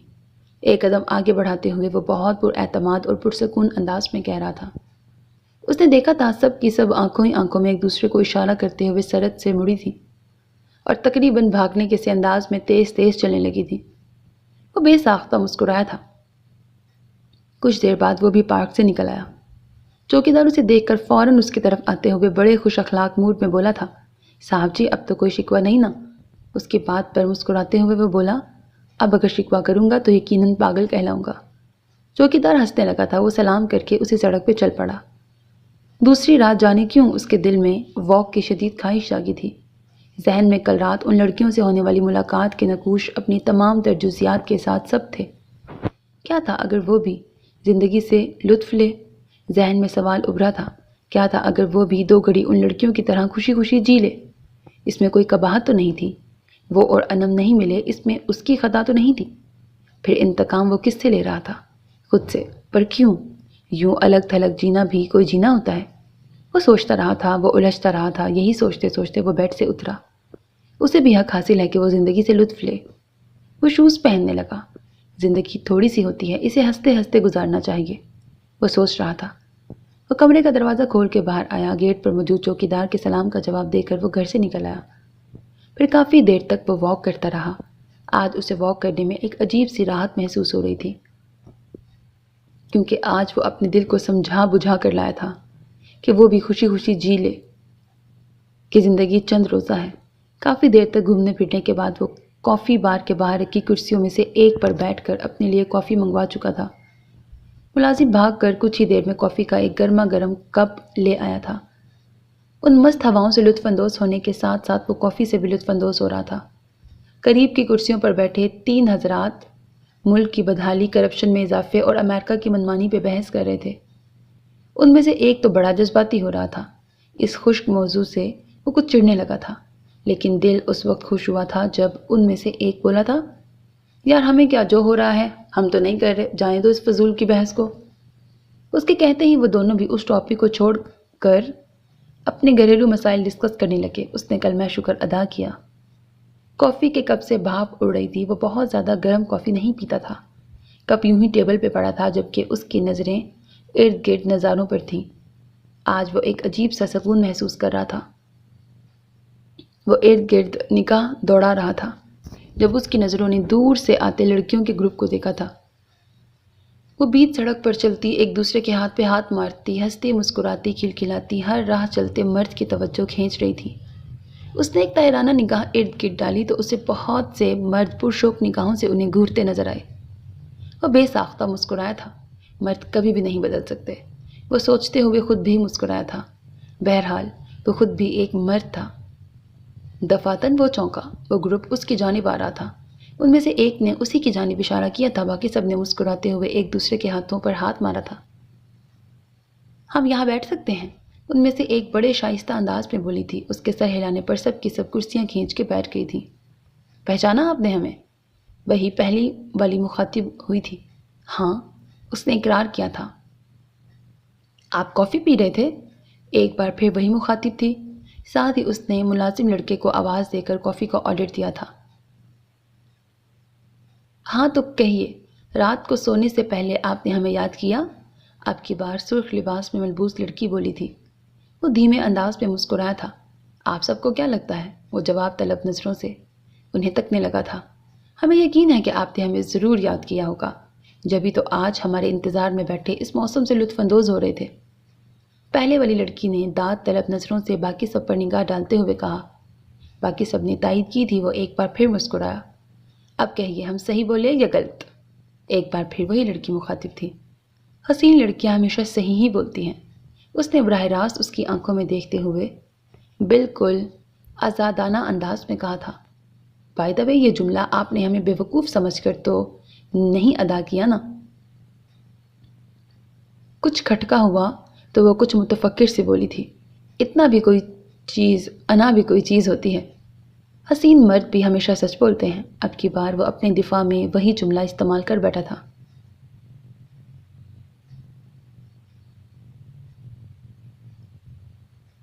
Now I am 100% sure that he is a پتہ نہیں کیا لکھا ہوا، that he is a پتہ نہیں کیا۔ اس نے ٹیبل پر ہلکا سا ہاتھ مار کر باقی سب کو دیکھتے ہوئے پر یقین لہجے میں کہا۔ ملازم لڑکے نے ٹرے میں کافی کے کپ لیے ان کے پاس آیا تھا۔ وہ کپ انہیں تھما کر چلا گیا۔ آپ کا نام کیا ہے شاعر صاحب؟ وہی پھر سے مخاطب تھی، عثمان جمال۔ وہ ان کی کمپنی میں دلچسپی لینے لگا تھا۔ میرا نام ہے نگین اور یہ میری فرینڈز ہیں۔ پہلے والی ان سب کا تعارف کروانے لگی تھی۔ ایک غم سے، ایک دکھ سے، ایک تکلیف سے زندگی ختم نہیں ہوتی۔ جہاں غم کا احساس کم ہوتا ہے وہیں سے خوشی شروع ہوتی ہے۔ اس شخص کی زندگی میں بھی خوشی داخل ہو گئی تھی۔ وہ جان گیا تھا کہ زندگی ایک غم سے ختم نہیں ہوتی، دکھ ضرور ہوتا ہے لیکن وقتی۔ احساس جب انسان ختم کرنا چاہتا ہے تو اس کے ساتھ ہی دکھ ختم ہو جاتا ہے۔ اس احساس کو خود ختم کرنا ہوتا ہے کہ وہ ایک دکھی انسان ہے۔ ہلکا احساس دکھ کو ہلکی کسک کی شکل میں پیش کرنے لگا تھا۔ اس دن وہ سب اس سے بڑے بے تکلفانہ انداز میں بولتی رہی تھی۔ وہ سب آزاد خیال گھرانوں کی قدرے آزاد خیال لڑکیاں تھیں۔ اسے ایسی لڑکیاں کبھی بھی پسند نہیں رہی تھیں، لیکن اسے نہیں پتہ تھا کہ وہ آئندہ ایسی لڑکیوں کو بے تحاشا پسند کرنے لگے گا، کیونکہ وہ بھی ان میں سے ایک تھی۔ پھر وہ ان سے ملنے لگا تھا اور ایسا وہ جان بوجھ کر کرنے لگا تھا۔ وجہ دکھ سے فرار تھی، زندگی سے خوشی کشید کرنے کی تھی۔ وہ لڑکیاں نہیں تھیں، خوشیاں رعنائیاں تھیں، اندر سے غم کو تکلیف کو ختم کرنے والی ہستیاں تھیں۔ اسے ایسی ہی زندگی سے بھرپور ہستیاں چاہیے تھیں جو اسے ہنسانے پر مجبور کرے۔ دھیرے دھیرے وہ پھر سے اپنے معمول میں دلچسپی لینے لگا تھا۔ انم اب بھی نہیں بھولی تھی، پر وہ اب پہلے کی طرح اس کے ذہن پر حاوی نہیں رہی تھی۔ اس کی محبت دل میں تھی، پر وہ ایک یاد کی صورت تھی۔ یادیں اس وقت آتی ہیں جب انسان فارغ ہو۔ متحرک ذہن، مصروف ذہن کو اتنا وقت نہیں ملتا کہ کسی کی یاد میں ڈوبا آہیں بھرتا رہے۔ وہ باقاعدگی سے آفس جانے لگا۔ اس کی روٹین اعتدال پہ آ گئی۔ آفس، گھر، پھر کچھ دیر آرام، اس کے بعد یتیم کھانا اس کے بعد جم کھانا، اور پھر رات کے کھانے کے بعد واک، اور پھر ایک گہری اور بھرپور نیند۔ شام کو تر و تازہ کھلا کھلا سا باہر لان میں آیا تھا۔ ملازم بھاگتا ہوا اس کے پاس آیا۔ صاحب جی، آپ کا فون ہے۔ اطلاع دے کر وہ جانے ہی لگا تھا کہ اس نے آواز دے کر پوچھا، کس کا ہے؟ اس وقت اس کا موڈ کسی بھی دوست سے بات کرنے کو نہیں چاہ رہا تھا۔ آج وہ جی بھر کر گھر پہ ریسٹ کرنا چاہتا تھا۔ صاحب جی، یہ تو نہیں پتا۔ اس نے مڑ کر لا علمی ظاہر کی۔ 100 بار بول چکا ہوں کہ جب بھی میرا فون آئے نام پوچھا کرو۔ وہ اسے ڈانٹتے ہوئے آگے بڑھا۔ اندر آ کر اس نے کال ریسیو کی۔ طبیعت میں بیزاری کا عنصر غالب تھا۔ ہیلو؟ اس کے جواب میں فوراً کہا گیا تھا، پہچانا؟ وہ جو کوئی بھی تھی کھلکھلائی تھی۔ وہ ششو پنچ میں مبتلا بولا تھا، نہیں۔ دوسری طرف پھر کہا پھوٹا، ارے نہیں پہچانے آپ مجھے؟ اب کی بار آواز جانی پہچانی لگی تھی۔ نگین بات کر رہی ہوں، اس نے ناراضگی سے کہا تھا۔ اوہ سوری، پہلی بار آپ کی آواز فون پر سنی نا، تو اس لیے پہچان نہیں پایا۔ Sorry for that. اس نے معذرت پیش کی تھی، جس پر وہ ہنستے ہوئے بولی، کوئی بات نہیں، ہوتا ہے ایسا۔ آپ کو ہمارا نمبر کیسے معلوم؟ وہ حیران تھا کیونکہ اسے یاد نہیں تھا کہ اس نے اسے نمبر دیا ہو۔ وہ بات کو الجھاتے ہوئے گھمانے پھرانے لگی تھی۔ بوجھو تو جانے، وہ مسکرا رہی تھی۔ تم ہی بتا دو۔ ساتھ ہی صوفے پہ بیٹھ کر وہ سر اس کی پشت پر ٹکا چکا تھا۔ اچھا چلو میں بتا دیتی ہوں۔ ایسا ہے کہ آپ نے اپنا نام بتایا تھا۔ آپ نے بتایا کہ آپ کے والد وکیل ہیں۔ اتنے بڑے وکیل کے بیٹے کا فون نمبر ایکسچینج والوں کے پاس نہیں ہوگا کیا؟ اس کی وضاحت پر وہ بے اختیارانہ بولا تھا، اوہ یہ تو میں بالکل بھول گیا تھا۔ ہم یہ رابطہ برقرار رکھ سکتے ہیں؟ اس نے خوش دلی سے کہا، آف کورس۔ اب کی بار بھی اس نے مختصراً کہا تھا۔ کچھ دیر بعد انہوں نے فون بند کر دیا۔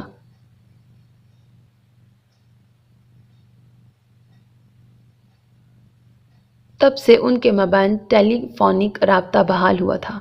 بات پھیلی اور ان کے درمیان باقاعدہ ملاقاتیں ہونے لگیں۔ وہ لڑکی اسے شروع سے اچھی لگی تھی۔ اس کی دوستی میں وہ خوشی، سکون، راحت محسوس کرتا تھا۔ وہ اس بات سے انجان تھا کہ اسے راحت، سکون دینے والی اسے بے سکونی، ذہنی خلجان میں مبتلا کرے گی۔ اگر اسے معلوم ہوتا تو وہ کبھی بھی اس سے نہ ملتا۔ گہری نیند میں خلل ٹیلی فون بیل سے پڑا تھا۔ بیل تسلسل سے جاری تھی۔ کسل مندی سے اٹھ کر اس نے کال ریسیو کی، ساتھ ہی ساتھ سائڈ ٹیبل پہ پڑی رسٹ واچ اٹھا کر ٹائم دیکھنے لگا۔ اس وقت شام کے 6 بج رہے تھے۔ گنود کی بھری آواز میں جواباً کہا گیا تھا، ابھی تک سو رہے تھے، شام کے 6 بج رہے ہیں۔ جلدی سے تیار ہو کہ اگلے آدھے گھنٹے میں تم مجھے کافی بار کے نزدیکی ریسٹورنٹ میں مل رہے ہو۔ دیر نہیں کرنا ورنہ میرا انتظار غصہ بھی بن سکتا ہے۔ دھمکی دیتی وہ فون بند کر چکی تھی۔ وہ مسکراتے ہوئے ایک بھرپور انگڑائی لے کر ساری تھکن مٹانے کی کوشش کرنے لگا۔ نیند سے طبیعت کافی بھلی محسوس ہو رہی تھی۔ جلدی سے اٹھ کر وہ باتھ روم میں نہانے چلا گیا۔ تیار ہوتے ہی وہ ریسٹورنٹ کی جانب گاڑی دوڑانے لگا۔ پارکنگ لاٹ میں گاڑی روک کر وہ اندر گیا تھا۔ اندر داخل ہوتے ہی وہ ارد گرد نگاہ دوڑاتے ہوئے اسے تلاش کرنے لگا۔ سامنے کی ٹیبل سے پچھلی ٹیبل پر بیزار سی شکل بنائے وہ بار بار گھڑی دیکھ رہی تھی۔ وہ مسکرا کر اس کی جانب بڑھا تھا۔ ہیلو؟ اس کے قریب کی کرسی کھینچ کر اس پہ بیٹھتے ہوئے وہ ہنوز مسکرائے جا رہا تھا۔ ٹھیک وقت پر پہنچے، پتہ ہے نا کہ میں وقت کی کتنی پابند ہوں؟ وہ اترائی۔ وہ اورنج سوٹ زیب تن کیے ہوئے تھی۔ اس کے سراپے پر ایک گہری نگاہ ڈال کر وہ سرسری نگاہ ہال پہ ڈالنے لگا۔ پھر ہاتھ سے اشارہ کر کے اس نے ویٹر کو بلایا۔ چائے کا آرڈر دے کر وہ ایک بار پھر اس سے مخاطب تھا، وکالت کیسی چل رہی ہے جناب عالی؟ اس کے لہجے میں شگفتگی تھی۔ اب تو بہت تیز چل رہی ہے، ویسی ہرگز نہیں جو کچھ عرصہ قبل تھی، اس نے بے ساختگی میں جواب دیا تھا۔ اس مبہم جواب پر وہ کچھ الجھتے ہوئے کہہ اٹھی تھی، پہلے کیسی چلتی تھی؟ کچھ خاص نہیں، اس نے گول مول جواب دیا تھا۔ اس وقت اس کی نظریں داخلی دروازے سے اندر آنے والے ایک حسین کپل پر تھیں۔ کیوں؟ اس نے سوالیہ انداز میں دیکھتے ہوئے پوچھا تھا۔ بس، جواب مختصر تھا۔ وہ بھی اس کی نظروں کی تقلید میں آنے والے کپل کو دیکھنے لگی تھی، پھر بے ساختہ پوچھ بیٹھی تھی، کوئی تو وجہ ہوگی؟ وہ چونک کر نظر ہٹا کر اس کی جانب متوجہ ہوا تھا۔ وہ کپل ان سے 4 ٹیبل چھوڑ کر اگلی ٹیبل پہ بیٹھ چکا تھا۔ پھر وضاحت بھری آواز میں بولا تھا، ان دنوں پاپا سے کچھ ناراضگی تھی۔ اس نے ٹیک لگا کر آنکھیں کچھ پل کو بند کی تھی۔ آنکھوں میں کوئی شبی لہرائی تھی۔ کس بات پر ناراضگی؟ بات طول پکڑ رہی تھی۔ عثمان کو اچھا نہیں لگ رہا تھا۔ میں اپنا آفس کھولنا چاہتا تھا جبکہ پاپا کہہ رہے تھے کہ میں ان کے ساتھ کام کروں۔ بس یہی بات تھی۔ جھوٹ بول کر وہ اسے تکنے لگا۔ وہ اسے ریلیکس نظر آئی تھی۔ اگر جھوٹ کا وجود نہ ہوتا تو لوگ کس طرح زندگی گزارتے کہ آج کے دور میں تو جھوٹ سے ہی زندہ خود کو دوسروں کو کہ آج کے دور میں تو جھوٹ سے ہی بندہ خود کو دوسروں کو مطمئن کر دیتا ہے۔ وہ گہری سوچ میں گم یہی سوچے جا رہا تھا۔ اسے اپنے جھوٹ سے گھن آئی تھی، لیکن یہ ضروری جھوٹ تھا۔ وہ خود کو مطمئن کرنے لگا تھا۔ وہ اس لڑکی سے ہاتھ دھونا نہیں چاہتا تھا۔ اس کی سنگت نے اسے زندگی دی تھی، وہ زندگی تھی۔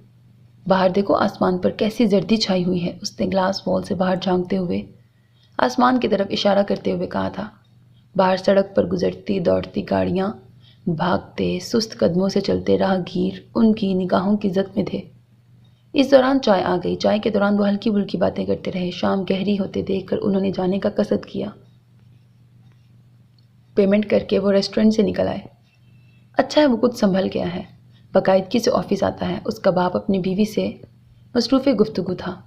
بس ہر وقت یہی دعائیں ہی تو مانگتی رہتی ہوں کہ اے اللہ اسے ہر بلا سے، ہر غلط راہ سے دور رکھ۔ اس کی ماں کا لہجہ پرنم ہوا تھا۔ کچھ ثانیے بعد اس کے باپ کی آواز ابھری تھی۔ میرا ایک ہی بیٹا ہے، میں کیوں اس کا برا چاہوں گا؟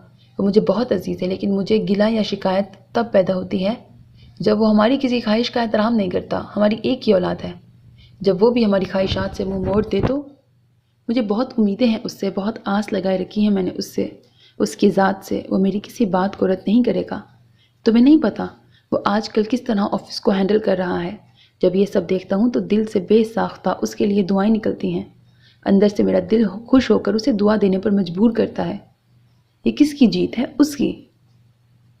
وہ بلا تکان بول رہے تھے۔ وہ جو ماں کو دوست کی شادی میں جانے کا بتانے جا رہا تھا، دروازے میں کھڑا اپنے متعلق ان کی باتیں نہ چاہتے ہوئے بھی سننے پر مجبور ہوا تھا۔ اپنے متعلق اتنے اچھے ریمارکس اسے لاتعداد خوشیوں سے ہمکنار کر چکے تھے۔ اس قدر محنت شاقہ کے بعد یہ تعریفی کلمات اسے بے حساب مسرتوں سے مالا مال کر چکے تھے۔ کچھ عرصہ پہلے کے ذہنی ہیجان کو ان الفاظ نے دھو ڈالا۔ وہ مسرور سا ان کے دروازے پر دستک دینے لگا۔ ڈاکٹر صاحب کے کیس نے اسے آج بری طرح تھکا دیا تھا۔ آج اس نے کورٹ میں گواہ پیش کیے تھے۔ شروع میں اسے یہ کیس بہت آسان لگا تھا۔ جوں کیس آگے بڑھ رہا تھا، پیچیدگی اتنی ہی بڑھتی جا رہی تھی۔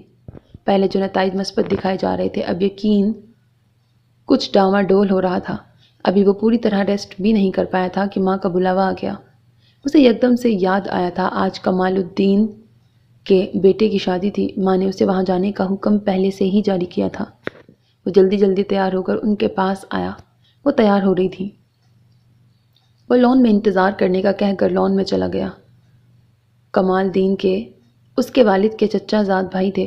وہ ایک کاروباری آدمی تھے۔ شہر میں ان کے بڑے جنرل سٹورز تھے۔ ان کا کاروبار گو کہ بہت بڑے پیمانے پر نہیں تھا، بہرحال وہ ایک کھاتے پیتے خاندان سے تعلق رکھتے تھے۔ رہائش ان کی نئی کالونی میں تھی جو ان کے علاقے سے پونے گھنٹے کی مسافت پر تھا۔ وہ لان میں ٹہل رہا تھا۔ سورج دو پہاڑ کے پیچھے تقریباً چھپ گیا تھا۔ سورج کی نارنجی شعائیں ابھی تک زینت آسمان تھیں۔ اطراف پر ایک نگاہ ڈال کر وہ کچھ پل کو آنکھیں بند کر کے شام کی خوبصورتی کو محسوس کرنے لگا۔ ماں کی آواز پر یکدم اس نے آنکھیں کھولیں۔ چلیں؟ اس کی ماں نے قریب آتے ہوئے کہا تھا۔ اس نے مڑ کر ماں کو دیکھا، پھر وہ پورچ کی جانب چل پڑا۔ کچھ دیر بعد گاڑی مین روڈ پر دوڑ رہی تھی۔ کتنے بجے تک واپسی ہوگی؟ وہ ماں سے مخاطب تھا۔ میں کچھ دیر ہی ٹھہروں گا، آپ کو لینے آ جاؤں گا۔ ماں نے اس بات میں سر ہلا کر اجازت دی تھی۔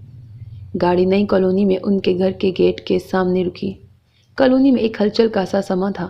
ڈیک کے تیز شور سے ساری فضا گونج رہی تھی۔ زرق برق لباسوں میں ملبوس بچے بڑے خوش پاش ادھر ادھر گھومتے پھرتے دکھائی دے رہے تھے۔ کمال دین بڑے پرتپاک انداز میں ان کی جانب آئے۔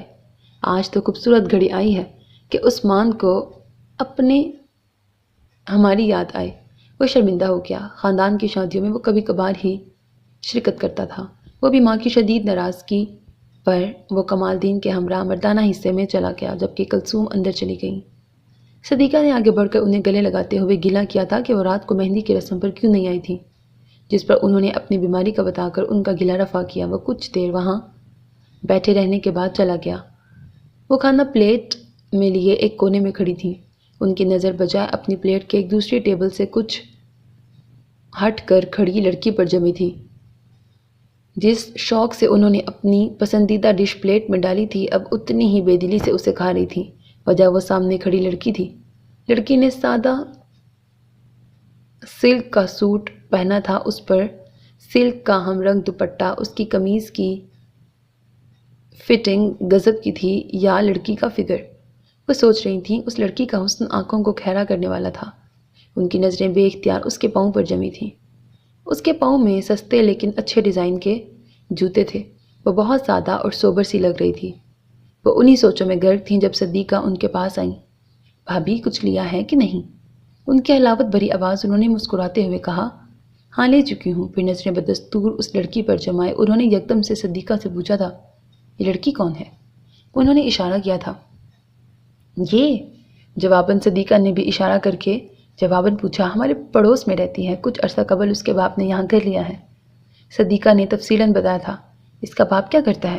اب بھی ان کی نظریں اسی کے چہرے پر تھیں۔ اس لڑکی میں مقناطیسی کشش تھی جو نظروں کو جمے رہنے پر مجبور کرتی تھی۔ دکاندار ہے، کتابوں کی ایک چھوٹی سی دکان ہے اس کی۔ اوہ اچھا اچھا۔ ان کے اچھا اچھا میں نخوت چھلکتی نظر آئی تھی۔ تم کیوں پوچھ رہی تھی؟ کچھ ثانیہ بعد صدیقہ نے پوچھا تھا۔ کچھ نہیں، ایسے ہی پوچھا تھا۔ اس کے بعد انہوں نے اس لڑکی کی جانب دیکھنا بھی گوارا نہیں کیا تھا۔ انسان کی نخوت، اس کے فخر و غرور پر تقدیر ہمیشہ مسکرا دیا کرتی ہے کہ انسان کی کم عقلی اور بے وقوفی پر سوائے مسکرانے کے اس کے پاس کوئی دوسرا چارہ نہیں ہوتا۔ عقل کہتی ہے کہ میں ٹھیک کام کر رہی ہوتی ہوں، لیکن جب تقدیر مجھ پر آتی ہے تو میرا سارا کام بگاڑ دیتی ہے۔ انہیں کچھ نہیں پتا تھا کہ تقدیر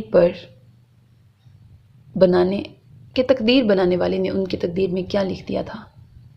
سرسبز پہاڑوں میں گھری زیارت کے نشیب میں ایک گہری ندیاں بہتی تھی۔ اطراف میں سرسبز کھیت تھے، ایک خاموش بیابان لیکن ایک حسین اور دل آویز علاقہ تھا۔ وہ دونوں پانی کے کنارے پتھروں پر بیٹھے آپس میں باتیں کر رہے تھے۔ اس وقت اس خاموش فضا میں چڑیوں کی چہچہاہٹ تھی۔ سینٹر چرچ پہ بادل تیر رہے تھے۔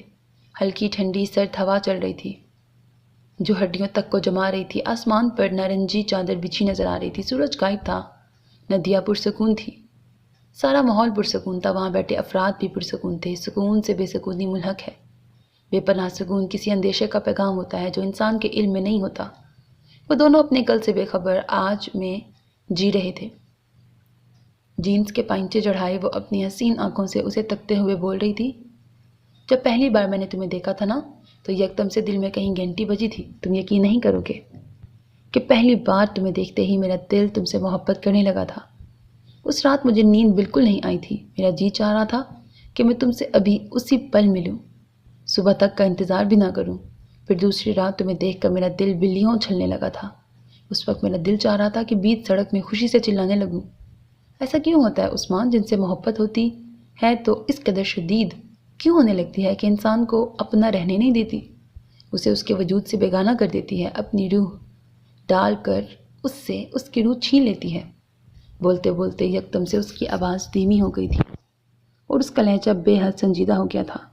وہ خاموش نگاہوں سے اسے دیکھ رہا تھا، پھر سر جھکا کر سوچنے لگا۔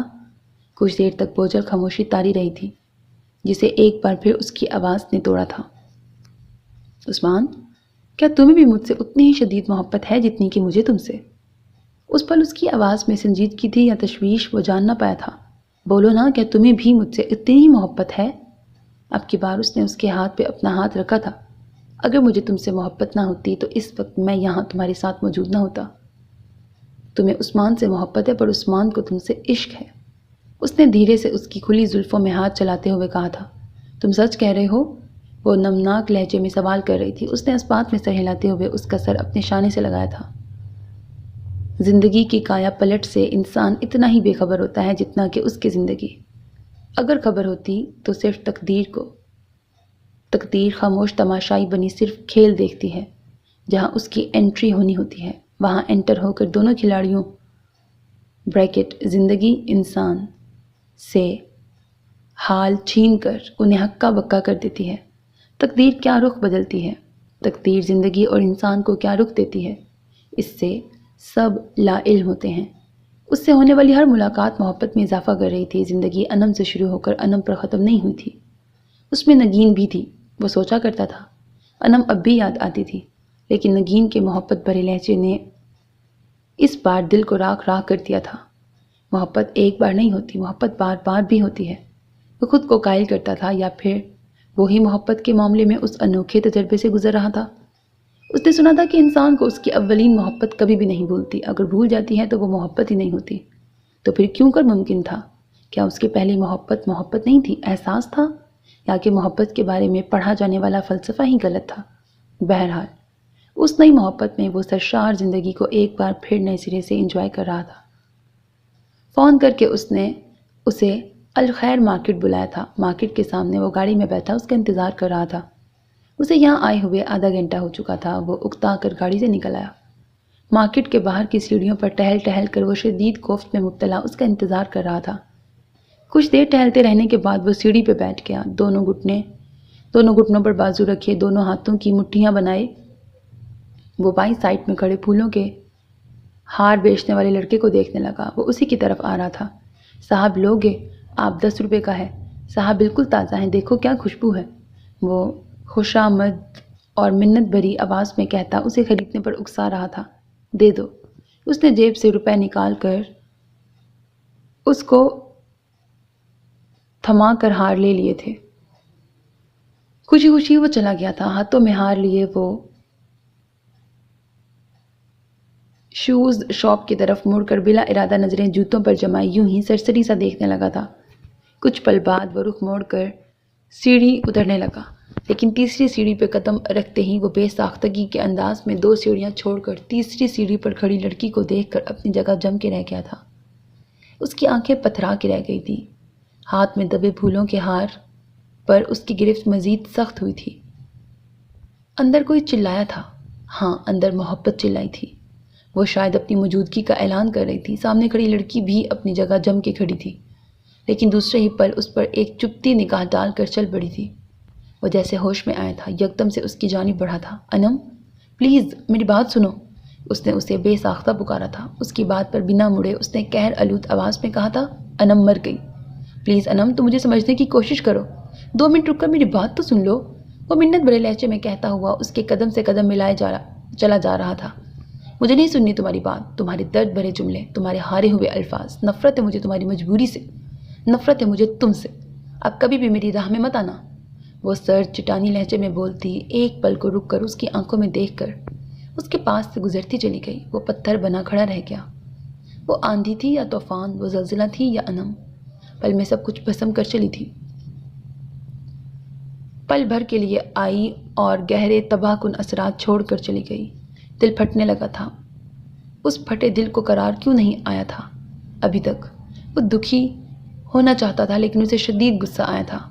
ہیلو، سوری تمہیں انتظار کرنا پڑا، دراصل گاڑی خراب تھی، اس لیے مجھے پاپا کی گاڑی کا انتظار کرنا پڑا۔ وہ فریش سی کھڑی معذرت کر رہی تھی۔ اس نے اس کی معذرت نہیں سنی تھی، اس نے تو اس کی بات بھی نہیں سنی تھی۔ اس نے جو آواز سنی تھی اس کے الفاظ ابھی تک اس کے کانوں میں گونج رہے تھے۔ نفرت ہے مجھے تمہاری مجبوری سے۔ ہاں، نفرت تھی اسے اپنی مجبوری سے۔ وہ خود سے بولا تھا، اس کی خطا نہیں ہے، نفرت کرنی چاہیے اسے۔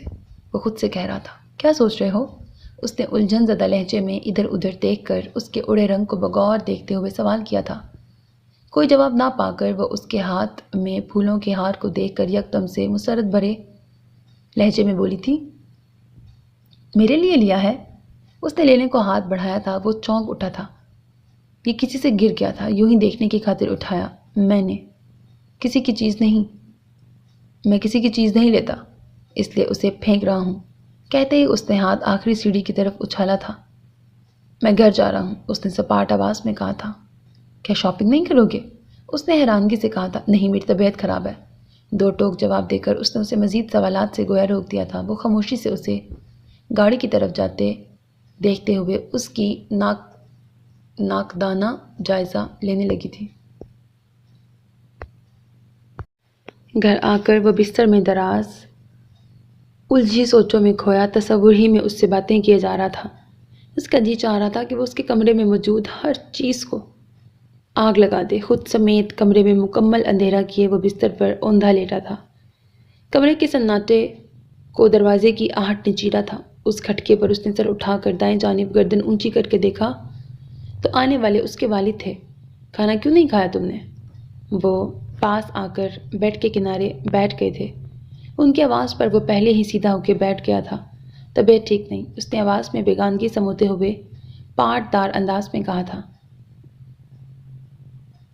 انہوں نے سر اسبات میں ہلاتے ہوئے کہا، میں غلام نبی سے کہہ دیتا ہوں کہ تمہارے لیے گرم دودھ لے آئے، ساتھ میں میڈیسن وغیرہ بھی۔ ایک ٹیبلٹ میں اسی کے ہاتھ بھجوا دیتا ہوں، وہ لے لینا، اس سے بہت جلد طبیعت بحال ہو جائے گی۔ ان کی فکر مندی پر دل نہ جانے کیوں سخت سا ہوا تھا۔ وہی تو تھے مجرم اس طبیعت کی خرابی کے۔ وہ اندر ہی اندر سلگنے لگا تھا۔ جمال چلے گئے تھے۔ کچھ دیر بعد ملازم دودھ ساتھ میں بریڈ اور ٹیبلٹ لے آیا تھا۔ تم جاؤ، میں دودھ پی لوں گا۔ اس رات وہ کہیں نہیں تھا، صرف انم تھی جو اس کے دل و دماغ پر حاوی تھی۔ کون کہتا ہے کہ محبت شہد سے میٹھی ہے؟ محبت تو وجود کو نیست و نابود کر دینے والا مہلک زہر ہے۔ ساری رات پریشان کن سوچیں اسے پریشان کر رہی تھی۔ اگلے 2 دن تک اس پر یہی کیفیت طاری رہی۔ اس سے اگلے دن نگین سے ہونے والی ملاقات نے وجود پر چھائی اس افسردگی اور سنجیدگی کو بالکل ختم کر دیا تھا۔ اسٹڈی روم میں بیٹھا وہ ضروری فائلیں دیکھ رہا تھا، ساتھ ہی وہ کمپیوٹر پر انڈیکس بھی چیک کر رہا تھا۔ کچھ فائلیں نپٹا کر وہ اٹھ کر ایک فائل لیے اپنے کمرے میں آیا۔ وہ ایک بہت ضروری کیس کی فائل تھی جسے آج اسٹڈی کرنا انتہائی ضروری تھا۔ اس کیس کا فیصلہ چند دنوں میں ہونے والا تھا۔ کیس انتہائی پیچیدہ تھا، ایک عورت کے نکاح پر نکاح کا کیس تھا۔ وہ بیڈ پر بیٹھا اس فائل کو بڑے غور سے پڑھ رہا تھا۔ کمرے کا دروازہ کھول کر فاروق اندر آیا۔ ارے تم ابھی تک سر کب آ رہے ہو؟ چل یار، کچھ آؤٹنگ کر لیتے ہیں۔ یہ بیکار کی فائلیں لیے بیٹھے ہو؟ اس نے فائل کھسکا کر بیڈ پر دراز ہوتے ہوئے کہا تھا۔ کب آئے تم؟ اس نے فائل پھر سے اپنے سامنے کرتے ہوئے اسی مصروف انداز میں کہا۔ ابھی ہی آیا ہوں، خالہ جان نہیں ہے گھر پہ، سیدھا تمہارے روم میں آ گیا۔ بس بھی کرو نا یار، کیا بدتمیزی ہے؟ اسے مزید صبر نہ ہو سکا، یکدم سے اس کے ہاتھ میں دبی فائل کھینچ کر بیڈ پہ پٹک دی تھی۔ اس نے بھی ایک ٹھنڈی سانس لیتے ہوئے اپنا ارادہ بدل دیا۔ فائل کا درے پرے کھسکا کر وہ کہنے لگا، کہاں جانے کا ارادہ ہے؟ یار کوئی فلم دیکھ لیں گے، تھوڑا ڈرائیو شائیو کر لیں گے، پر میں نے 7 بجے کا وقت تو نگین کو دیا ہے۔ اس نے دونوں ہاتھ سر کے پیچھے باندھتے ہوئے معذرتی انداز میں کہا تھا۔ اچھا یوں کرتے ہیں کہ اسے بھی ساتھ لے لیتے ہیں، تینوں ساتھ چلیں گے۔ اس کے مشورے پر تشکرانہ لہجے میں کہتا وہ خوش ہو کر بولا تھا، اوکے، میں کپڑے چینج کر کے آتا ہوں، تم تب تک ٹی وی سے دل بہلاؤ۔ ریموٹ اس کی جانب پھینک کر وہ باتھ روم چلا گیا تھا، جبکہ وہ بے فکری سے بستر پہ دراز ہو کے ٹی وی پر چینل بدلنے لگا۔ اپنے سب کزنز میں اس کی سب سے زیادہ دوستی فاروق سے ہی تھی۔ فاروق اس کی نگین سے ہونے والی ہر ملاقات سے آگاہ تھا۔ اس کے تیار ہونے کے بعد وہ دونوں نگین کی طرف گئے تھے۔ فاروق نے پہلی بار نگین کو دیکھا تھا، وہ اسے اچھی لگی۔ اس نے عثمان سے اس کی تعریف بھی کر ڈالی، وہ حقیقی معنوں میں اس سے انسپائر ہوا تھا۔ اسے لڑکیوں میں حد درجے خود اعتمادی بہت بھاتی۔ اس دن ان تینوں نے مل کر خوب آؤٹنگ کی۔ اس کی ایک وجہ یہ بھی تھی کہ نگین کو دوسری ہی صبح ہاسٹل جانا تھا۔ وہ 2 دن کی چھٹی پر گھر آئی تھی۔ اس دن انہیں بہت مزہ آیا تھا۔ نگین نے آج رات 9 بجے واک پر نکلنے کا اس سے کہا تھا۔ مقررہ وقت پر وہ گھر سے نکلا تھا۔ گھڑی پر ایک نگاہ ڈال کر وہ تیز تیز قدم اٹھاتا چلا جا رہا تھا۔ 15 منٹ کی واک کے بعد وہ مقررہ مقام پر پہنچ کر الیکٹرک پول کے نیچے کھڑے ہو کر اس کا انتظار کرنے لگا، لیکن اسے طویل انتظار نہیں کرنا پڑا۔ وہ اسے دور سے آتی دکھائی دی تھی۔ وہ تیز تیز قدم اٹھا رہی تھی، نزدیک آ کر پھولی سانسوں سمیت بولی تھی، زیادہ انتظار تو نہیں کرنا پڑا؟ اس نے نفی میں سر ہلایا تھا۔ پھر وہ دونوں دھیرے دھیرے چل پڑے تھے۔ یوں ہی باتوں کے درمیان پارک کے گرد چکر لگا کر وہ مین روڈ پر آئے تھے۔ مذہب کہتا ہے کہ ایک غیر مرد اور عورت کے درمیان ایک شیطان موجود ہوتا ہے۔ حد سے زیادہ بے تکلفی شیطان ہی کو شیطانی کوشش ہے۔ شیطان کی صحیح حد سے زیادہ بے تکلفی کی صورت اپنا رنگ لانے لگتی ہے۔ حد سے زیادہ بے تکلفی انسان کو آنکھ سے حیا اور اس کے وجود سے شرم کھینچ لیتی ہے۔ جہاں اس کے ورگلانے پر انسان लज्जत वजूद से ही सरूर हासिल करने लगता है। शैतानी चाल कामयाब हो जाती है। इंसान बेतकल्लुफ़ी के नाव में डूब कर हमेशा के लिए डूब के रह जाता है, और वो भी डूबने लगे थे। तुम्हारा फाइनल ईयर कब होगा कि मैं उसके मुकम्मल होते ही तुम्हें चुरा कर अपने घर ले जाऊंगा। वो दोनों दरिया के किनारे टहल रहे थे। दरिया की रवानी में एक गहराव सा नज़र आ रहा था। दरिया बह रहा था लेकिन बहता नज़र नहीं आ रहा था। कितना सन्नाटा है यहाँ। वो किनारे खड़े दरख्त की ओट से दरिया को झांक कर फिर से उसकी जानिब मतवज्जा हुई थी। मुझे तन्हाई अच्छी लगती है, और जब तुम साथ हो तो और भी ज़्यादा। वो उससे कहे जा रही थी। बोलने के मामले में वो बड़ी बेबाक थी। जो भी बात दिल में होती थी फ़ौरन बोल देती थी। वो झुककर ज़मीन पर कुछ तलाश करने लगा था। हम हॉस्टल की लड़कियां एक हफ्ते के टूर पर शुमाली इलाका जा रहे हैं। मैं कुछ दिनों के लिए तुमसे नहीं मिल पाऊंगी। मेरा दिल बहुत उदास है। इनकार मैं यूँ भी नहीं कर सकती कि मेरी फ्रेंड्स मुझसे खफा हो रही हैं। अब उन सबको भी नाराज़ नहीं कर सकती।